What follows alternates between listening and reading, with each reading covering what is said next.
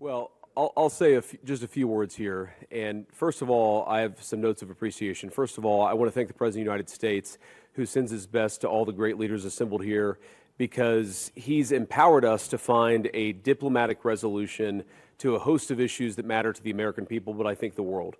The opening of the Strait of Hormuz, the ending of the Iranian nuclear program, all of these things have already been accomplished. The question before us now is how much more can we accomplish together? Can we turn over a new leaf? Can we change relations in the Middle East permanently? Or do we go back to doing things the old way, which is not our preference, but is certainly very much something that can happen. I have a few other notes of appreciation. First of all, to the Prime Minister of Pakistan. A dear friend of the President's, a dear friend of mine, a guy who has been, with his leadership and his very careful and skilled negotiation, has got us to this point. To his Field Marshal in Pakistan, Asim Munir. I will say that since Field Marshal Munir welcomed us with the Prime Minister in Islamabad, I have joked that I have two very, very important people in my life, an Indian and a Pakistani. The Indian is my wife, and the Pakistani is Field Marshal Munir. And I've probably talked to Field Marshal Munir more than I've talked to anybody else over the last 3 months.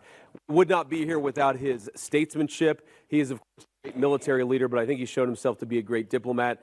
And, of course, who's an amazing friend of the United States of America, but has been also an important part of getting us to this point. I think it's important for the American people, but people all over the world to appreciate that what's brought us to this moment is the President's leadership and the President's willingness to see a Middle East that is much different 10 years from now than it was 10 years ago. And what we're trying to accomplish here is very simple. Through diplomacy, through working together to transform the Middle East, where Iran and the Gulf have been at war with each other, or at least have had very unfriendly relations. Iran has been a driver of regional instability.